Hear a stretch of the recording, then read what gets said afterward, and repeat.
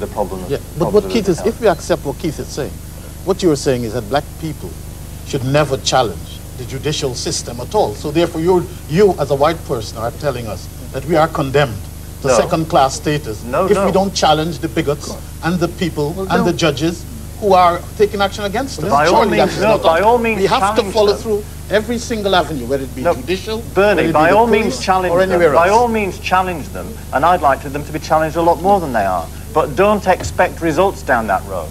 We don't have that choice. White people have a choice of saying that, okay, we can take this option or that option. We have to follow all options. And we don't know which ones are going to open up for us. Let's talk about that now. The prosecution is going on. Incidents are still occurring. They're back in your office, Mr. SARDA. What more can you do for the Patels? I advise them to move. We're not moving.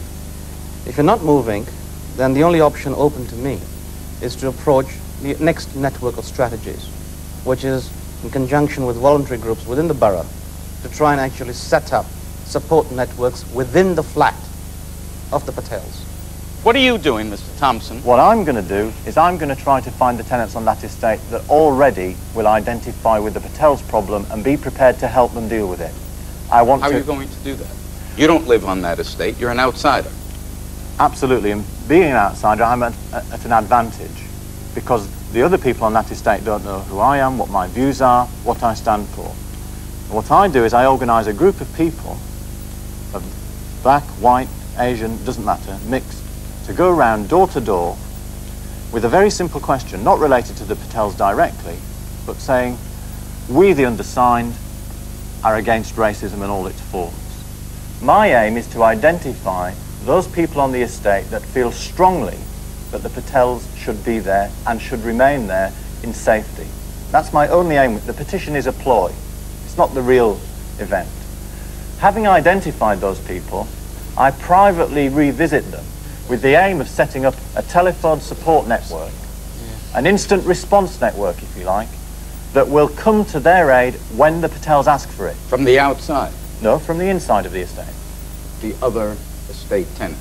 The other estate, the 10% probably, or some of them who didn't sign the petition. Neighbours helping neighbours? Absolutely. Let's be fair, on this estate, human nature being what it is, the vast majority of people will be apathetic. That sort of petition at this late stage could have the effect of polarising the estate into two large groups and we'll have a smashing fight. And that's my fear. You're concerned about him? I'm concerned the way he does it and the timing he's doing it now when there is a problem on the estate. And this could cause people to take sides, to form into groups. He's doing your work for you. No, we were doing it a long time ago and you told me you'd failed. Why is he doing it now? Firstly, I think Mr. Tompson is going to get a smack in his mouth from the local tenants. And secondly, the attitude that they're going to take is that he's one of these lefty do-gooders who's coming around to patronize us. I think what we need is a deeper strategy. What we need is pressure from within the black community itself. What Mr. Tompson is advocating, and what I feel, this is where I think the effect of those sort of politics comes into operation, is that you get people jumping in from outside, and that quite rightly will polarize the situation further. What I heard him suggest is that he's going to come inside, find the 10%, or if the judge is right. Wishful thinking. The people who are going to put themselves forward are those black people who belong to the community that Mr. Patel comes from, because the other people who suffer the problem, the other people who experience the problem, no, they live in the area. They live, but outside the estate. They might not live in the estate outside itself, but what we are talking about is the inner city area. There's strong ties between different people. They go to the same mosque, they go to the same shopping centers, they go to the same community centers. Because quite frankly, we are then doing the job that the police should have been doing in the first place anyway. Let me make sure I understand. You're going to have people, I assume you're going to have a telephone hotline. You're going to have people walking the streets. It's a last resort. You're going to have perhaps people sleeping at the Patel's flat. If Mr. Patel wants it. You're going to have... He's been here 400 years and will probably be here another 400 years. And as long as we are here, then there will be members of us who want to give support for the victims of racial attacks. The very worst thing in this estate is for black militants to come in and stir things up, because you're going to alienate the large majority of white people on that estate who like the Patels and who want the Patels to stay there. Because the militants or the Blues Party? Because the Patels are the sort of neighbours they always wanted. The mistake that Mr. DESAI is making is he is assuming that the estate is already a write-off. is assuming that the only solution for the Patels is outside help without ever even having investigated the possibility of inside help. I said the 20 minutes back. Now we've reached a funny pass here, where suddenly people are fighting for the right to protect the Patels, allegedly, Chief Superintendent, because you've quit the field. Well, can I say that there's absolutely no need to put pressure on me because we've been totally with you from the start. And I've been saying that the police will be doing something. Earlier in the discussion, I heard you say that you would do your best for the Patels, but 24-hour-a-day protection on an ongoing basis was just beyond your resources. Here are resources. That was when they first moved in, the first day. As soon as you said that there were problems. They need it for months. You don't have it for months. We would have cured it in the first 2 or 3 days. That's why we don't need it for months. Yeah. It would have been resolved in the first few days. We should never have got to this position. Yeah. And I think if we have got to it, now's the time to start looking at it afresh. Because we know that what's going to happen at the moment you've got black groups moving in, providing the only protection, it's going to be a straight black against white, and it's going to alienate them from the other tenants. Also, and UNMESH knows this, soon the police are going to be moving in and arresting his members. Why don't you make them special constables? I'd love that. Yes. Why not? Because I'd then select them, I'd train them, they'd be under a discipline code, and they'd be answerable to the law and to the police service. Problem? There's a big problem. Because part of the problems for black people in these cities is that they themselves are the victims of mass criminalisation process that resulted in wildly distorted prison population figures. Almost every black family has got somebody in there who had been the victim at some time of inappropriate policing. Therefore, if you're going to make somebody like me, who's an ex-offender, a special constable, I can see problems, and I can see problems with lots of other black groups and activists such as myself, who, on occasions, can find themselves at the wrong end of the law. Are you worried that he's an ex-offender, Mr. Jasper? I don't know. Really? I'm not his ex. Ms. Ricketts? Well, I see a role for the councillors, the police, and the community groups. And I see the three working together. I don't see the community groups doing the police work, because that's what they're there for. And I think what we should be doing is organising, that councillors do their job, that police do their work, and that officers in the councils do their work. That's the job we're supposed to be doing. And that is the only way that we are going to change the system in this country, to the benefit of Mr. Patel. In some areas of London, where groups are providing support for victims of racial harassment, the police will not consult with them groups because they have turned them extremists, militants, and people who go to blues parties. So, where do you go in terms of developing the dialogue when the police are objecting to your existence? Let us leave White Hills and go out into the larger community. And on a particular Saturday, Mrs. Patel is out shopping. Somebody grabs her from behind, yanks off a very beautiful gold necklace, and dashes away. Inspector, Mrs. Patel has described the person, Afro-Caribbean, probably around 6 feet tall, slim, probably a Rastafarian because he was wearing dreadlocks, in running shoes, 3/4 of an hour after you get that report on your radio. You see a young man fitting that description, walking down the street. What do you do? If the description I was given over the radio was stronger, and you know that common sense dictates there is a fair chance this could be the blue jacket with yellow and green lightning bolts across the back. Yeah, okay. I'll stop the lad. Well, he's walking by. Stop him. Yeah. Can I have a word? There's been a report of it. In fact, it's a robbery we're talking about, isn't it, really? There's been a report of a robbery. The offender's supposed to have stolen a necklace. Would you mind if I looked in your pockets to see if you got... Hey, man, leave me alone. Okay. I'd probably arrest him. You arrest him? He won't let me communicate with him on the street. I can't do anything further on the street. Do I have to communicate with you on the street? No. Would you do the same with white? Yeah. I've got no other option. You know, if you've got it's a serious offence, robbery. And, you know, these people pay me a lot of money to investigate that offence. Now, what do you want me to do? Not investigate it? My hands are tied because of the reaction I got. Now, I would love him to say, look, you know, I've just come from such and such a club. You can look through my pockets. If you want, we'll go to the club and they can verify I've been here. That's fine. But you said he won't cooperate. But the youth itself is being stereotyped by the moderator, which makes it difficult. Because if you approach somebody in the manner that you're suggesting, I think you'd get a cooperative response. I think, to be fair, I think he's right. The way this officer behaved was quite perfect. The way he stopped and asked for the person to cooperate. But when you get to inspector and above that rank, they're really nice people, understand it to a T. But that's not the real world on the streets. I'm not saying that all officers are impolite. But in the main, when officers stop young people, it's not, I want to talk to you because you fit a description. The language is somewhat more forceful. Some of these young blacks are fiercely, aggressively anti-authority and anti-police. Understandable in a way, but partly because they've been stirred up by black militant groups. Blame our education.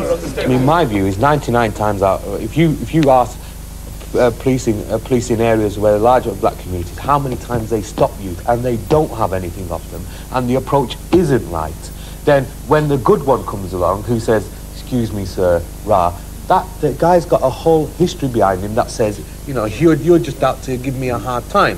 Because yesterday I was stopped, the day before my brother was stopped, the day before that my mother was stopped, so on and so forth. Are we in danger of saying, perhaps, that when we stop the right guy, it's all right. When we stop the wrong guy, although it's reasonable, we're not all right. Am I being arrested because I fit the description? Or am I being arrested because I'm uncooperative? You've been arrested because you fit the description, and I've got no other means of taking it any further by you not being cooperative. So suppose you do find a necklace. You're at arrest. You won't even ask me whether it's mine? You haven't got it in a package case. You haven't got a receipt. I brought it off a street trader. Okay, I'd arrest you. We'll call him Leroy. You've arrested him. It's been brought down to the station. It's a necklace. He says he bought it off a street trader. You gonna refer to prosecution, or are you gonna give me a caution? We can't caution him unless we have the evidence that would be sufficient to prosecute him. You do. You do. So Mrs. Patel says, yes, it was him, and that's definitely my necklace. Let's make it easy. Yeah. For an adult, for a street robbery, in the absence of other circumstances, we would probably not consider an adult caution. We would probably refer it for prosecution. Why? A serious offence. Yes, it's a serious offence. First offense? Kid did something stupid? That's what the juvenile system is for. It doesn't apply to adults. The 18-year-old? We would charge him. It's a serious offence. Extremely serious offence. So you wouldn't give me a caution? No, charge him. If you're charged and you on the sheet. You said, you know, in the scenario that it's a mistake or whatever. That's for the court to bear in mind. I mean, we don't sentence people. We just gather the evidence and put them before the court. What do you think, Mr. Jasper? What do I think about taking a caution on these facts? Suppose I feel I'm innocent. Well, then you wouldn't admit your offence, would you? Well, I don't know. I don't know. There are risks both ways.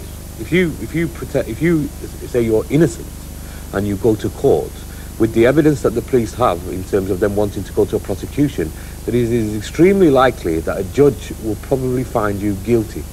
So I would say to him that he would have to be aware of those likely outcomes of any decision that they chose to make. And the thing is that once he entered into the system, I'm afraid it's very much a downward spiral to conviction. So if I want to push my innocence, I'm likely to be convicted. And if you push your innocence and are found guilty, you will receive a stiffer penalty than if you'd have originally pleaded guilty. Well, of course. Now, this does create a bit of an incentive to say, the hell with it, I'll plead guilty and be done with it. Right. Are there problems with doing that? Well, there are problems with that because you cannot guarantee, you can never take account of the idiosyncratic and often racist magistrates and judiciary who may impose on you a sentence that is totally out of proportion with the crime. Mr. Grant? I'm hoping that you go to Judge Pickles and put that specific case to him, because he's already talked about Afro-Caribbeans and seeming them as a nuisance. No, not all and of I would them. like to hear what he actually has to say on this particular case. What sort of sentence, if you were found guilty, for instance, you would pass?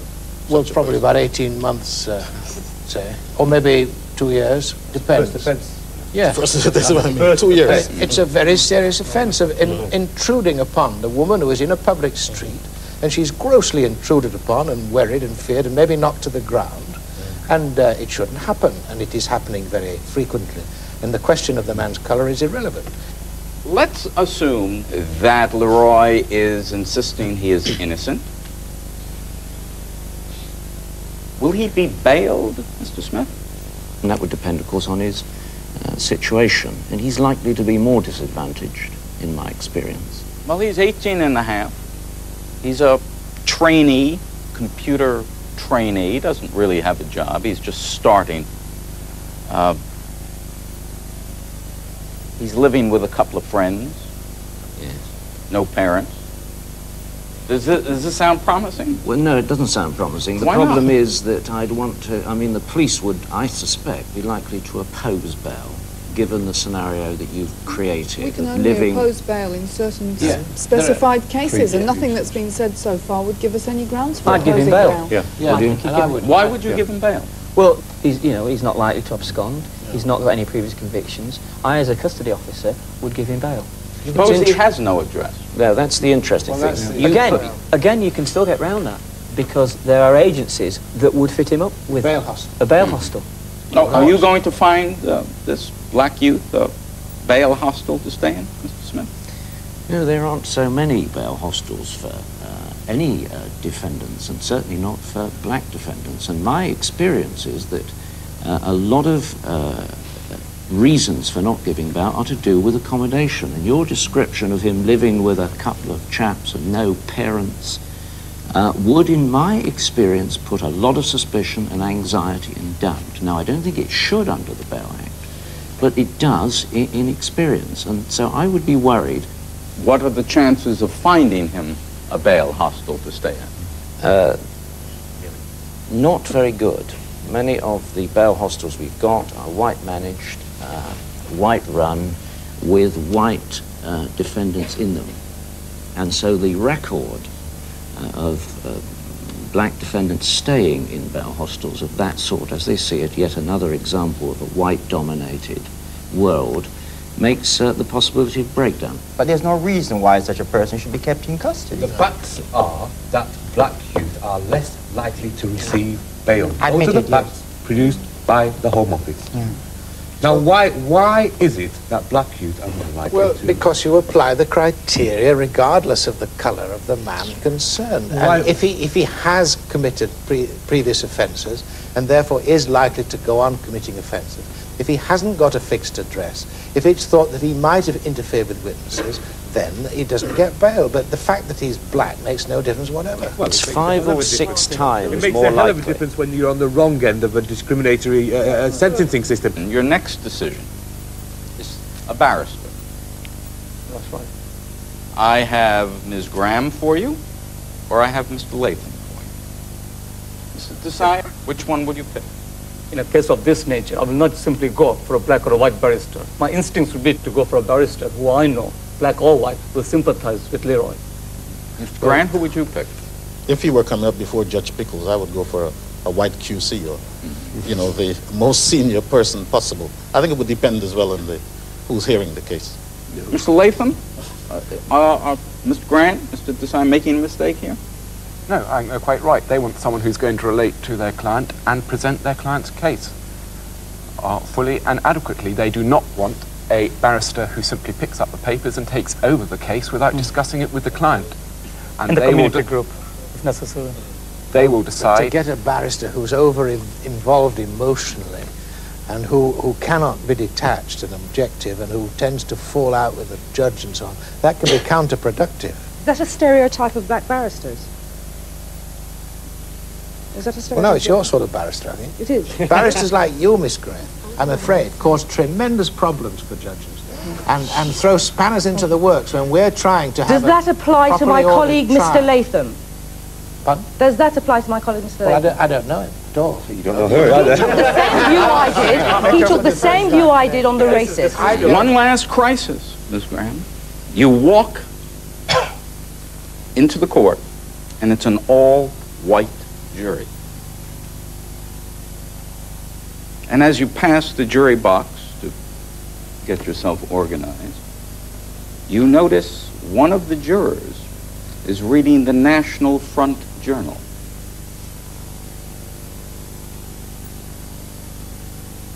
That bother you? It would bother me, of course it would. Challenge for cause. You could challenge him for cause. I'm aware of that. And you can ask for a racially balanced jury as well. I can. The question is whether I will get it. Yes.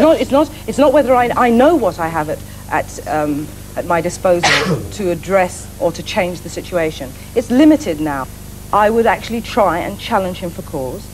Failing that, but then again, I may be in difficulty because he's already impaneled. No, but a judge would do all he could. If necessary, he might even discharge the jury and start again. Well, I hope I have so. been asked for racially balanced juries, and I said, yes, sure. Well, I would hope so. And obviously, on that particular point, Judge Pickles, we're in complete agreement. If at the end of the day I make those applications and I succeed, then thank you very much. Delighted to help. It's remarkable that we could end on this note of agreement. Let me just add one more thing. As Ms. Graham's challenge to the jury is being heard by Judge Pickles, word comes that the police have arrested a fence who says he sold a necklace to Leroy that he had purchased an hour earlier from a young black with dreadlocks wearing a blue jacket with yellow and green lightning bolts. And so the story ends.